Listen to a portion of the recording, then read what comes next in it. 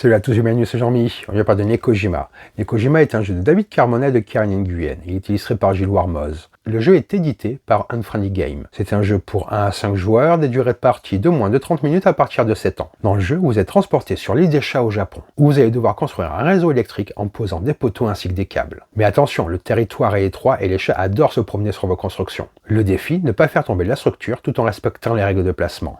Allez, on va voir comment ça se passe. Et on se retrouve avec le matériel. Donc là, ce que je vais faire, c'est dans un premier temps, je vais vous expliquer les règles du jeu, et ensuite, je vous dirai ce que j'en ai pensé. Nekojima est l'île des chats au Japon. Sur cette île singulière, votre mission sera de faire preuve d'ingéniosité et de dextérité pour développer un réseau électrique capable d'alimenter les 4 quartiers de l'île. Mais attention, cette tâche n'est pas de tout repos. Le territoire exigu et la population locale de chez espiègles, friands de se promener sur les câbles électriques, compliqueront votre mission. Votre défi principal sera d'éviter les courts-circuits. Aucun câble ne doit entrer en contact avec un autre. Dans Nekojima, votre objectif est d'installer et de stabiliser des denshu, ce sont les poteaux électriques, tout en maintenant l'équilibre. Au début de la partie, vous choisissez si vous jouez en mode coopératif. À ce moment-là, l'objectif est d'aller le plus loin possible ensemble dans les différents niveaux, ou bien en mode compétitif. Votre but est d'éviter d'être celui ou celle qui provoque la chute de toute la structure. Pour la mise en place, vous commencez par mettre le plateau au centre de la table, accessible à tous les joueurs. Vous avez plusieurs cubes, vous mettez tous les cubes dans le sac prévu à cet effet-là.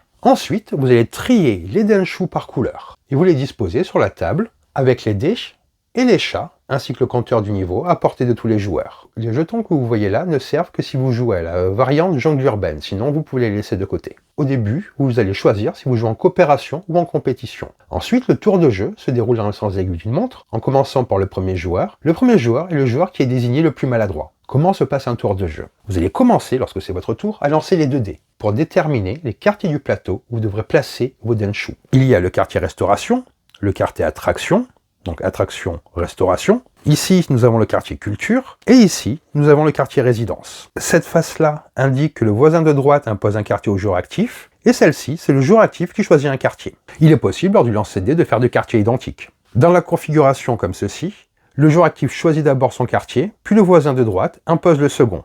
Le ou les quartiers doivent être choisis et imposés avant de passer à l'étape suivante. Une fois que vous avez lancé les dés, vous piochez au hasard un cube du sac de couleurs, puis vous choisissez un denshu avec un câble de la même couleur. Si un cube noir est pioché, vous piochez jusqu'à avoir une autre couleur, en sachant que ces denshu-là ont des câbles courts, ceux-là des câbles intermédiaires, et ceux-ci finalement ont des câbles longs. Vous allez installer votre denshu sur le plateau en respectant les quartiers imposés. Un denshu est constitué de 2 poteaux reliés par un câble. Un poteau doit le passer strictement dans le quartier imposé, tandis que le second poteau doit être positionné dans l'autre quartier imposé. Le denshu peut être placé directement sur le plateau et ou empilé sur un ou plusieurs denshu déjà placés. Par exemple, imaginons que c'est à moi de jouer. Je vais lancer les dés et je me retrouve avec ce résultat-là. Donc, une fois que j'ai lancé les dés, je prends un cube rouge. Donc ça m'indique que je vais prendre ces denshu-là. Il faut qu'il y ait le quartier rouge et le quartier vert. Donc, comme ceci, et je le pose comme cela. J'ai respecté les conditions, j'ai la bonne couleur, et la pose est autorisée. Une petite astuce, c'est que vous pouvez créer des boucles sur un câble en manipulant seulement les poteaux, à condition que le câble ne se touche pas lui-même. Vous pouvez aussi faire glisser un denshu en poussant un poteau avec l'autre. Par contre, attention, il est strictement interdit de toucher un câble avec les mains. Par exemple, je ne pourrais pas, lorsque je le place, le toucher comme ça. Les denshu doivent être manipulés uniquement à l'aide des poteaux en bois. Un denshu ne peut pas être placé à l'envers, donc vous ne pouvez pas le retourner. Un denshu ne peut pas être empilé sur lui-même. Un câble ne peut pas être enroulé autour d'un poteau. Il est impossible de déplacer les denshu déjà placés. Par exemple, je n'aurais pas pu faire ça, ce n'est pas autorisé. Si par exemple, plus tard, on va dire que le résultat du dé correspond à la pose que je vais faire, imaginons que je prenne celui-là, je pourrais très bien faire comme ceci.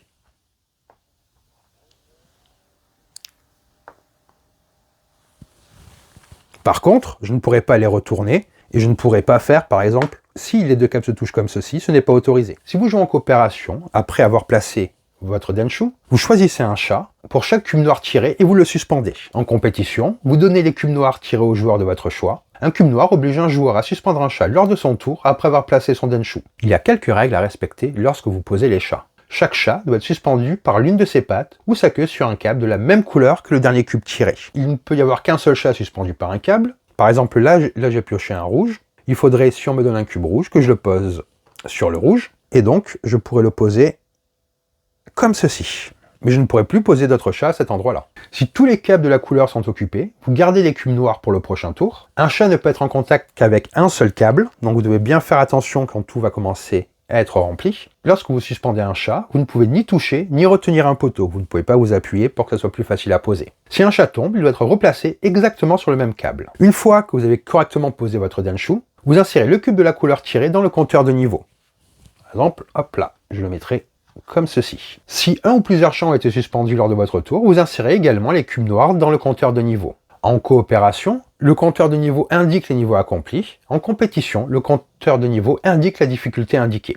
Un niveau est complété lorsque 4 cubes sont insérés dans la même colonne, allant du niveau 1 jusqu'au niveau 7. Pour que l'installation soit validée, il est impératif de respecter certaines règles. Si des éléments bougent et ne respectent plus les règles, le joueur actif doit les replacer pour rétablir la validité de l'installation. Il y a quelques règles à respecter lors des placements qui sont les règles de court-circuit, ainsi que pour les placements des éléments. Les câbles, comme je vous disais, ne doivent pas se toucher entre eux. Ils ne peuvent pas non plus toucher le plateau, et les poteaux ou d'autres câbles. Si vous avez un doute sur les placements, tout est très bien indiqué dans le livre de règles ici, pour vous expliquer comment placer et les placements autorisés. Les chats ne doivent pas toucher le plateau, les poteaux ou d'autres câbles. Par contre, les chats peuvent eux dépasser les bords du plateau, mais cela ne doit pas affecter l'intégrité de la structure. La partie va se terminer si l'installation ou l'un des Denshu tombe. Toutefois, si un joueur fait tomber son propre Denshu pendant son tour, la partie continue. En coopération, les joueurs évoluent le niveau atteint et se motivent pour progresser encore plus loin, avec pour objectif de réussir les 7 niveaux.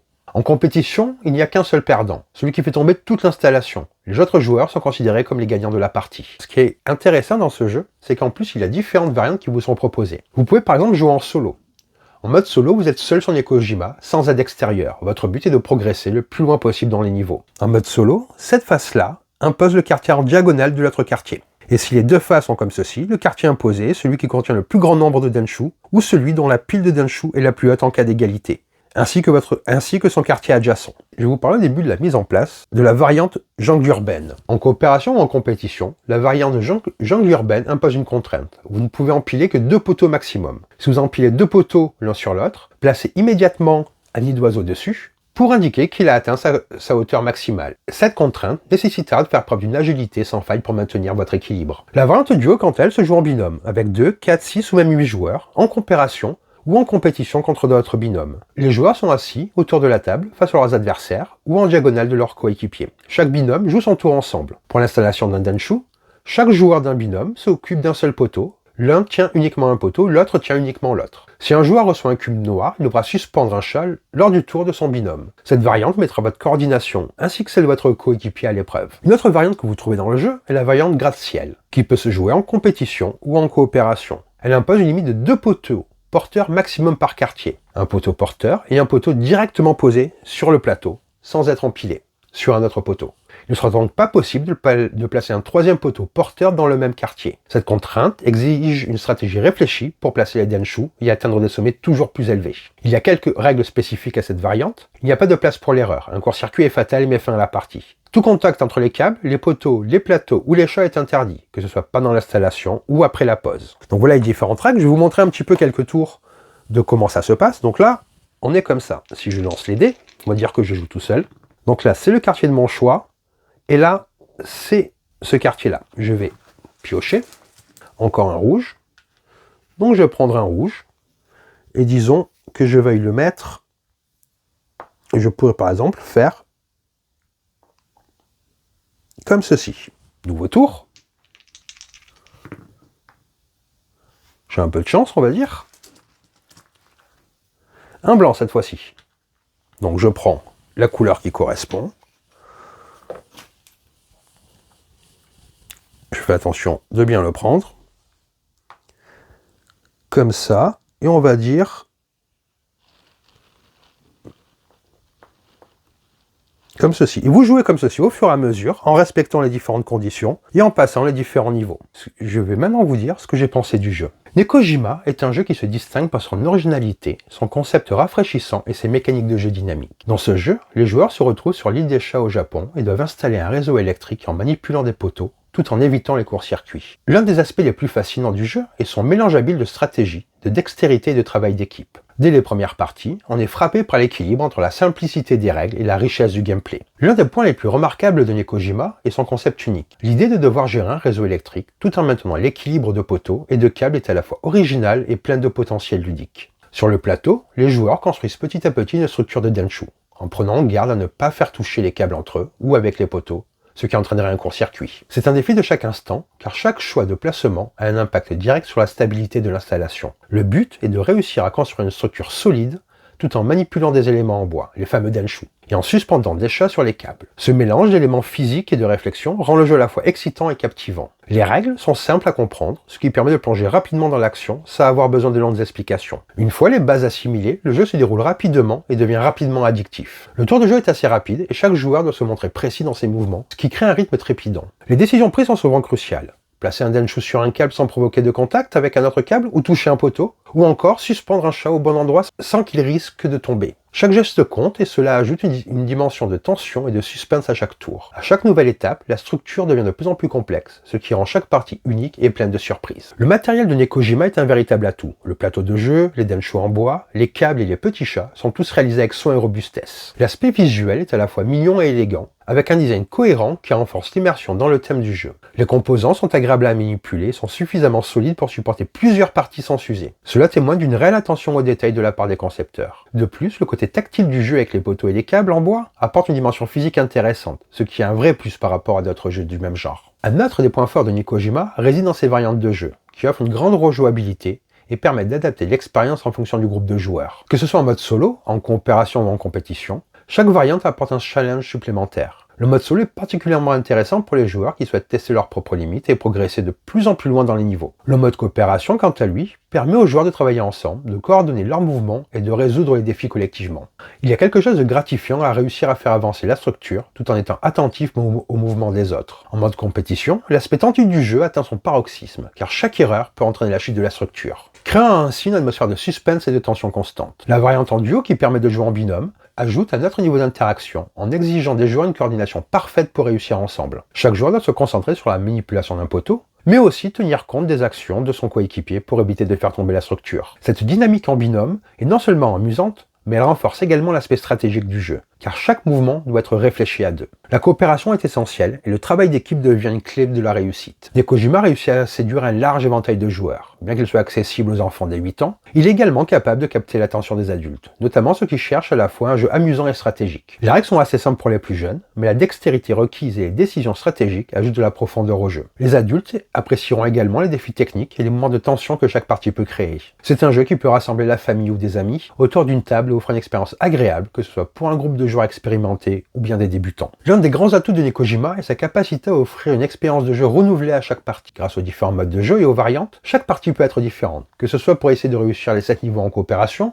ou pour tenter de ne pas faire tomber la structure en compétition. Chaque partie est marquée par des défis différents. La tension et la concentration qu'exige le jeu garantissent que chaque tour soit excitant. De plus, les erreurs de placement qui peuvent paraître frustrantes ajoutent un côté comique et léger, ce qui permet de vivre l'expérience de manière amusante, même lorsque la structure finit par tomber. En conclusion, Nekojima est un jeu qui mérite largement d'être découvert.